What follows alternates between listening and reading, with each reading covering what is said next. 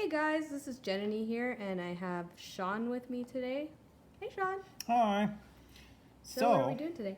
So for my guest artist appearance, I'm going to teach people how to do something pretty simple, but also fun and useful, is how to make a birthday card for people.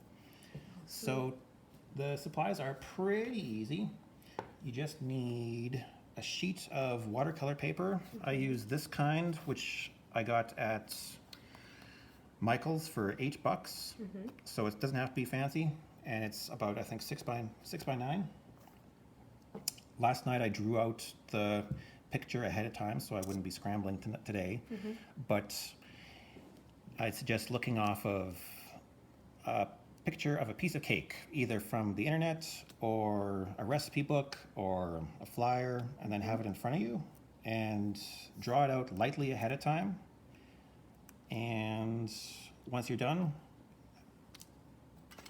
it's important to have it all on the right half of your page, because when you fold it, which I'll do right now,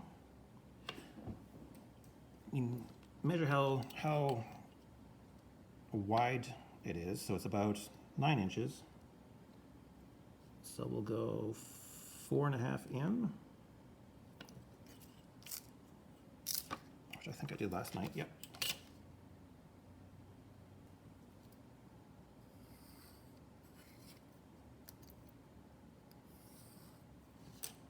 And then using either, if you have a steel ruler, that's great, or you can also use the edge of a table, so you get a nice clean fold. Oh yeah, that's a good idea. I always screwed that part up. Yeah, you want to having an implement helps. So you can fold it, and if you want, you can draw before you fold or after you fold. In order to get a really sharp image, I put the picture on my computer monitor and then put the paper over top of it so it's shone through like a light box. You can also, if you have a printout, you can put it against a sunny window and then put your watercolor paper in front of that to trace it. Or if you're confident in your drawing, you can just draw a birthday cake. Cool. So once it is folded, I'm going to tape it down so it has a nice border, and so it doesn't warp while you're painting. And that's something you can do anytime you do a watercolor, is tape the edges. That way it doesn't warp on you. And if you paint all the way to the edges, when you're done and you take the tape off, it has a cool white border. So you don't even necessarily need to frame it. It already has a built-in frame. I always love like kind of carelessly painting over that tape. Satisfying. Yeah, and it's satisfying when you take it off. Okay. So now you have your painting. I'm going to be using assortment of brushes, but you can do it with just a medium size if you want, but for sharp details, I'm going to use a small one, and for big stuff, you can use a big one. Cool. You'll also need a water container and paper towel, and that's it. If you don't have painter's tape, which is the green tape, you can just use masking tape. And let's go to town. Thank you. And you need your watercolor set. I'm using this small one. So I'm going to start, this is going to be a red velvet cake. So the 3 layers will be a reddish brown, and then the top will be chocolate, cherry, and sort of a white icing. The white we'll just leave for now. And so for the chocolate cake layer, I'm going to mix a bit of red and a bit of brown and water.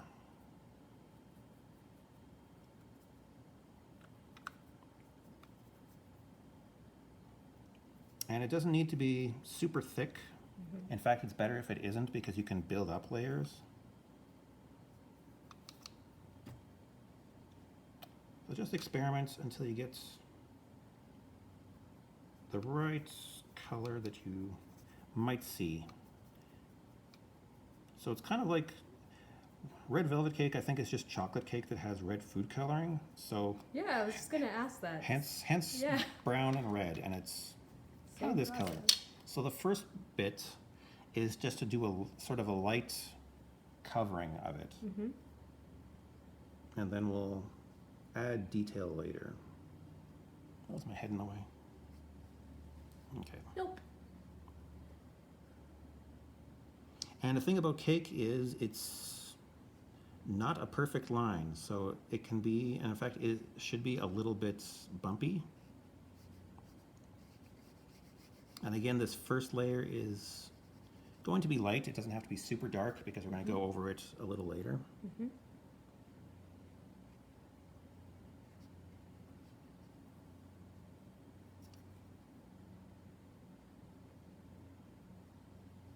So it's kind of getting that first layer down Yeah. when you build it. And then once the first layer is down, we'll move on to a different part while it dries. So the way I tend to work is it's called wet on dry. So it's like your paintbrush is wet, but the paper's dry. Oh. Whereas some people, depending on how they paint, will wet the paper first and then paint watercolor, and that's how you get interesting sort of mixing effects. Okay. But it's also harder to control. Yeah. So my method is wet and dry. And this is a little easier to control. Yeah. So just like that, 3 stripes. Mm-hmm. Kind of look sort of a muted pink, but a little bit of brown in there. Yep. And that's all you need for right now. We're gonna leave that to dry. We're not gonna touch the white yet. Mm-hmm. So we're gonna move right on, I think, to the cherry, Okay. which will be a combination of these 2 reds. If you have a different color set, they have different reds, so you can look up a picture of what a cherry looks like, but it's usually kind of like a very bright red, Yeah. like a primary red even. But since we don't have that, we're just going to mix one. And it'll sort of look like a candy red cherry. So I've already left the highlights, which I won't paint. And again, I'm just going to, this one will be stronger. It won't be as light.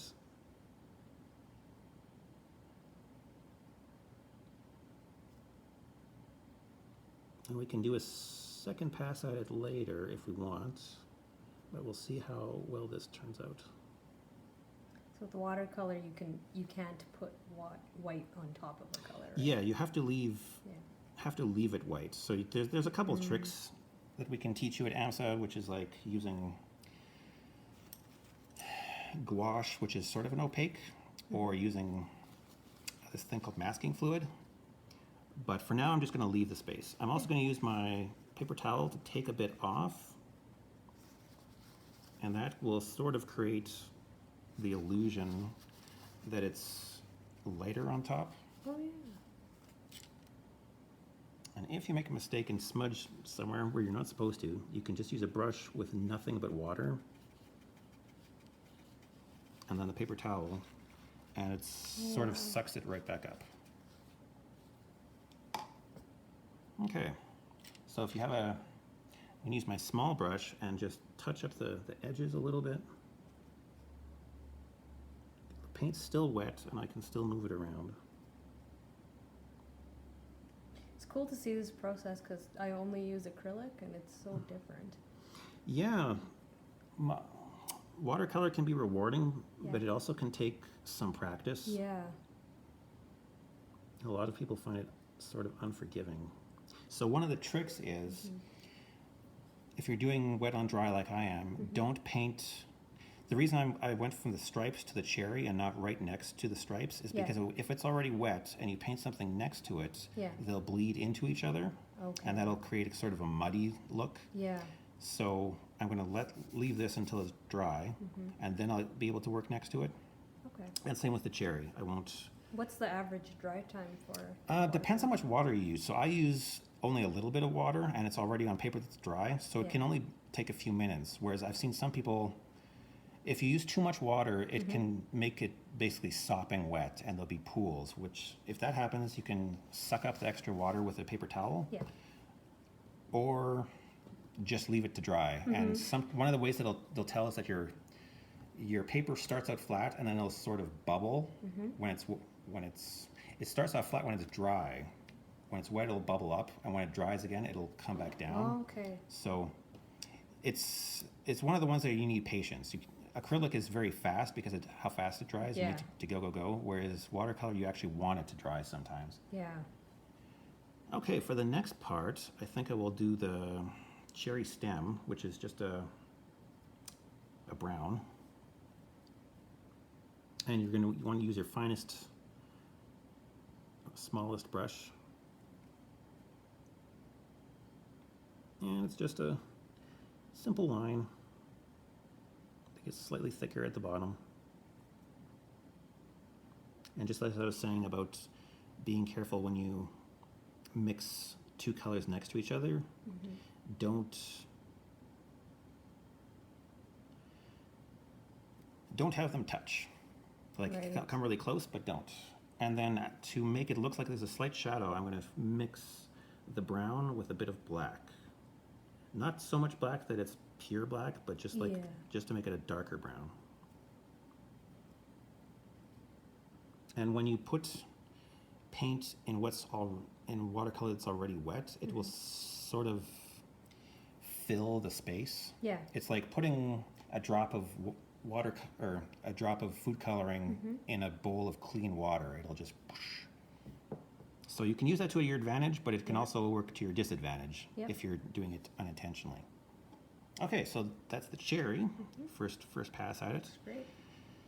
My next trick, so a cake is spongy. How do we do that? Well, what we're going to do is use the same color that we did for the first time with just a drop more brown in it, and then we're going to make basically dots. So I'm going to use a round brush like this.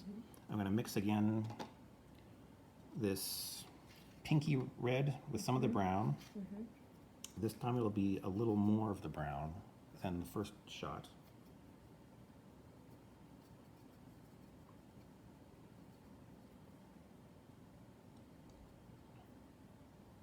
And we'll see how that works. I might actually add a bit of this. This looks like black, but it's actually a deeper brown. I think it's like So just a lot. You don't want it to look super brown, but it is a red chocolate cake, so it can be somewhat brown. Yeah. Okay. And this is where it gets repetitive. You just get in there and start making dots. And if they're too dark, again, pull them off. Right. So it looks like you just kind of stamp your finger down over the... Yeah. You want to, when you're doing this, I actually use the paper towel a lot when I'm painting. Yeah. So you kind of go back and forth, paint, pull, paint, pull.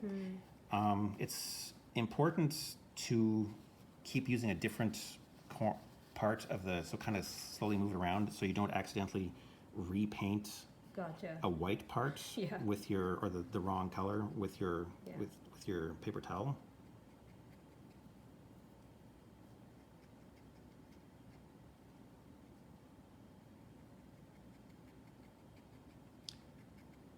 So very, very slow, but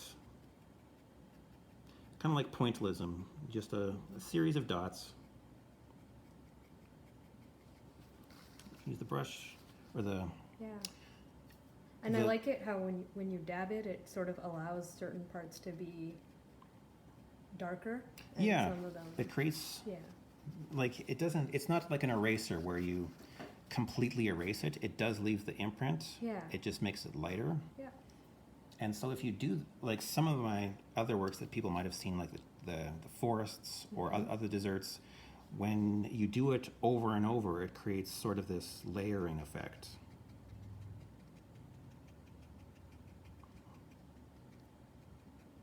And you can see as I keep painting, it gets lighter and lighter because there's more water to the paint. Right. So I don't have to use the paper towel as much. Oh, yeah.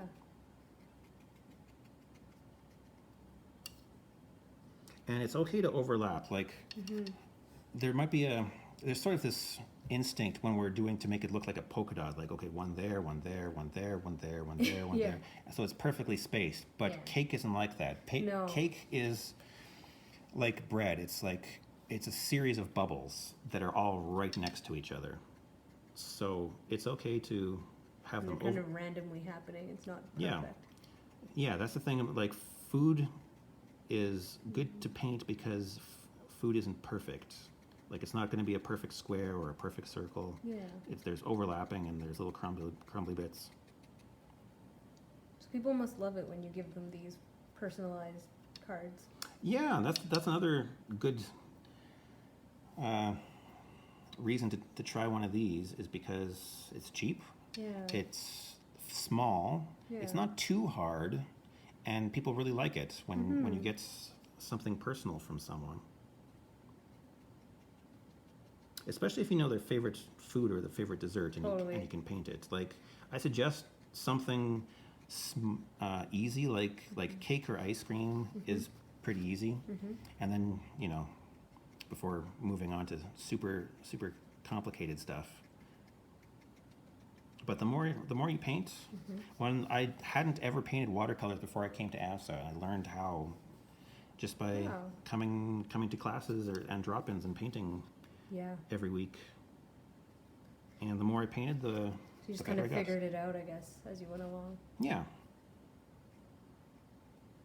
So that's okay for a second layer on the cake.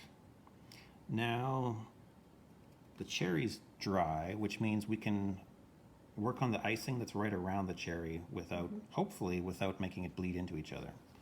So for that, chocolate is a combination of brown and black, basically. It's very dark. Well, it depends if you're using, I guess, milk chocolate or dark chocolate, but for now we're going to mix this. Going to make dark chocolate? Yeah, we're going to make a darker brown, a lighter brown, and black. And it'll take some finagling, test it out. Yep. I like to say, don't test your colors on your painting. Like, it's good to have like a different sheet of watercolor paper, or just do it in your palette. Luckily, my watercolor set comes with a miniature palette, and I'm work pretty small anyway. How long do one of these sets last you for? I got this one quite a while ago. Yeah. But I mean, eventually you will run out of the main colors, like usually yellow. Yeah. And I use this kind of bluish gray. Green also tends to go fast if you work on landscapes. And some of the sets, depending where you get them, like cheap sets have sort of watery paint. Yeah. So they will not last as long as a really high quality set. But the cheap sets you can get for $6 or $8. So it's okay to. Yeah, even to learn off of, right, when you're just figuring it out. For sure. And same with the cheap watercolor paper. It's not as great as the amazing paper, but it's pretty good. Okay, so I'm going to test what it looks like. Is it black or is it brown? Okay, so as I drag it, it looks the right shade of brown. So carefully, hopefully my head doesn't get in the way, guys. Not in the way. See a little bit of it and see the painting perfectly. All right. Yep. One of the things is that you have to be patient, but also willing to kind of be confident and work fast. Because if I let this dry and then go over it again, it'll create an overlap line. Oh, yeah. Which, I mean, you can fix that kind of thing. But one of the great effects of watercolor is when you have just sort of a consistent area that's filled up with one color. And it doesn't have strokes all over it. Yeah. Like some paintings, the mark of the artist is clear, and you can see their brush strokes, and you can see exactly what the artist did. And others, it's removed. Right.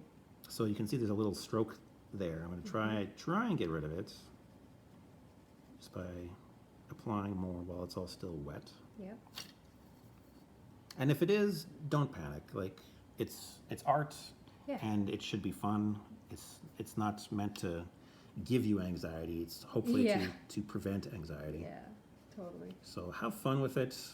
Like, if it doesn't turn out the same way, like Bob Ross would say, well, it's a happy little mistake. Exactly.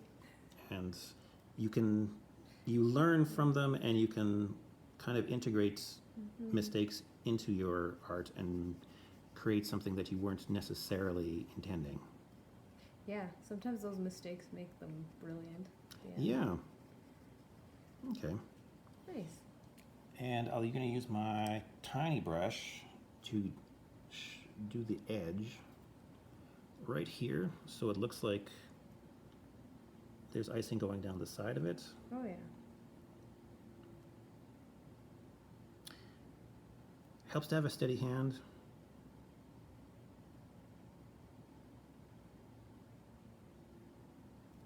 Okay, so that's not too bad.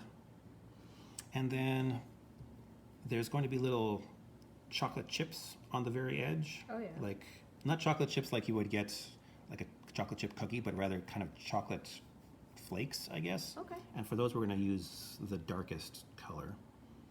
But again, because we just painted this, I'm going to leave it to dry for now. Yep.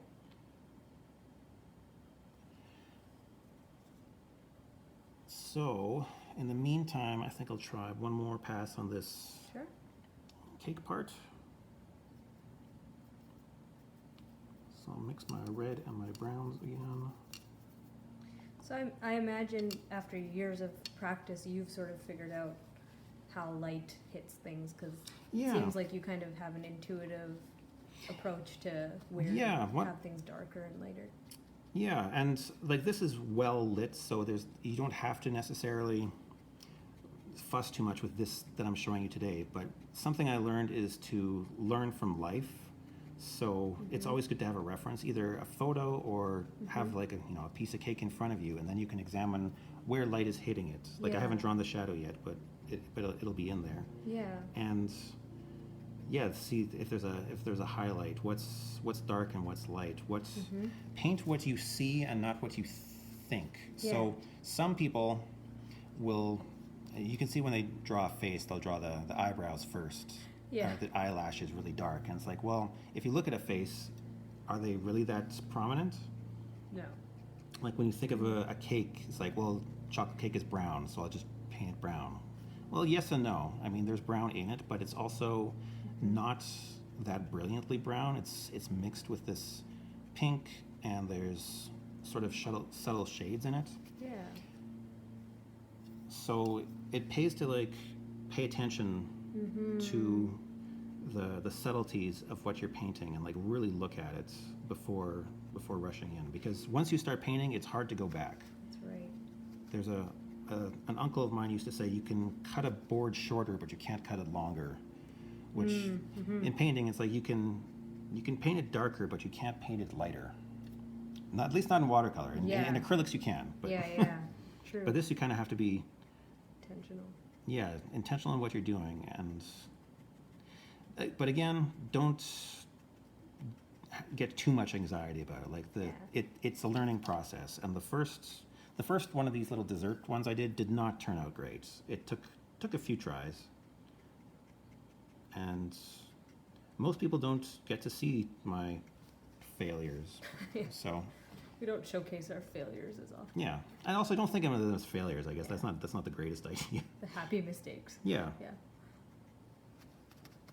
Okay, look a little more chocolatey. Yeah, it looks great. Thanks. Okay, so for the chocolate flakes, I'm going to again mix this dark brown with some black. Actually, I don't have black. I only have Payne's gray, but that's pretty close to black. And this, we won't add very little water at all, because we want as prominent a color as we can, which means there's more paint than water, whereas this, it's more water than paint. Again, a lot of this stuff takes, you know, experimenting to see how much water is too much, how much paint is too much, what you can get away with painting next to each other.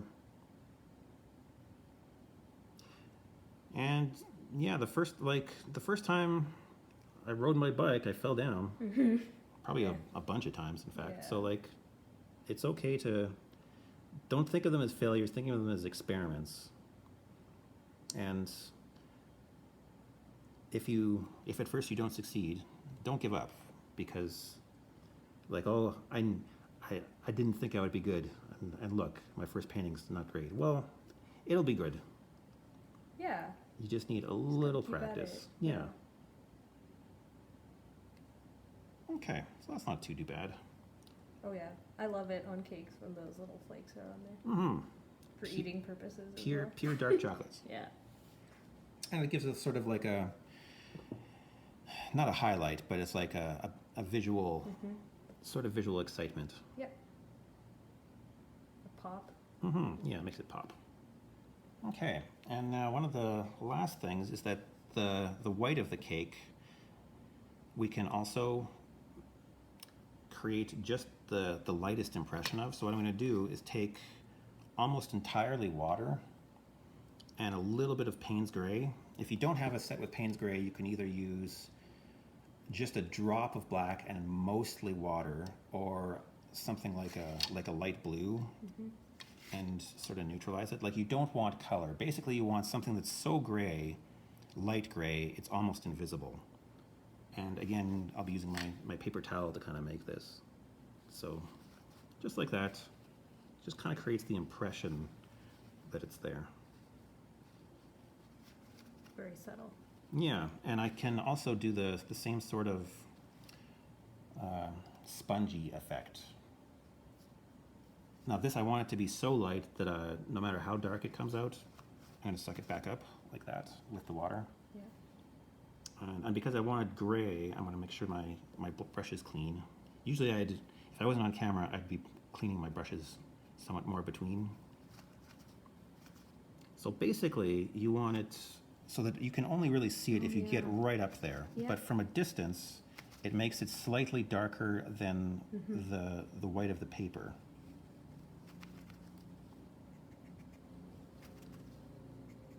It already gives it depth. Yeah. And so that's really all you need. And then for the last part, I'll use, again, a little Payne's Gray, or if you don't have gray, you can just use just a tiny drop of black and a lot of water. And if you have one of the palettes that have like one of these little dishes, Yeah. mix it in there, and then you can either test it in a corner or test it somewhere where you're not going to, like, don't test it right in the middle. Don't destroy your painting. Yeah. Again, have your paper towel close by. And this is actually one of the only times where I might wet some of the painting first. So this is just water, that's why you can't see anything. But I'm just wetting the area around it where I'm going to put it. And then I'll just put the shadow just like that. Oh, cool. Yeah, it's actually neat to see this aspect of painting as well, where you lay down the water first. Yeah, and that's what's called wet on wet, which some people do that exclusively. I only use it for certain effects, like maybe for a sky or for a shadow. Wow, that made a world of a difference. Yeah, and again, if from a distance you might not really notice it. Up close, you can see the difference between here and here, but it's also very light. Yeah. And I might put a little, carefully because it's still wet, so I might not actually do too much, but just a little bit right underneath.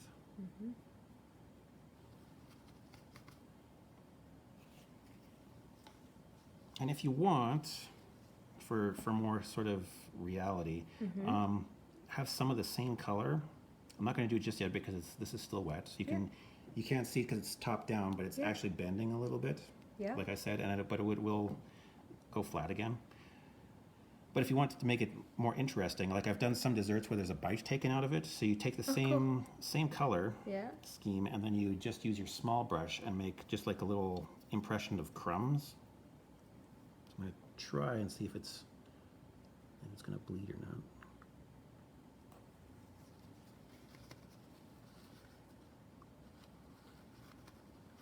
It might not be too visible, but when you cut a cake, I mean, the edges are always tend to crumble. When I cut a cake, it's like a hot mess. I got muffins from the store the other day, and I'm like, they should just call these crumble explosions because I cut them in half, and like, maybe that's why they were on sale. They needed more surprise. Needed more butter or an egg or something to keep it together. Okay. That looks great. Yeah, and that's basically it. Like, so now you'd wait until it's dry, because if you take the tape off and it's still wet, like especially if this doesn't have really a background. Yep. If I'm doing, for instance, a landscape where the sky comes right to the edge, I'll definitely want to make sure it's wet, because if I take it off, it won't have a clean line. It'll spread over. So sometimes I might leave it overnight so it's bone dry. Yep. This should be fine though, because there's not really anything except a hint of the shadow. So very lightly take your tape off. If you take it off too fast or use regular masking tape, you can sometimes tear some of the paper off. Yep. So you do it very gently. Make sure you do it in the right order. I know, I always tear the paper. Don't like that. Oh, And you have a card that's already blank inside. You can write stuff. You can sign it on the back if you want. And yeah. that's awesome. Instant cake. Awesome. Hooray. Thanks, Shawn. You're welcome. Hope you guys all enjoyed. Yeah. Bye for now. Bye.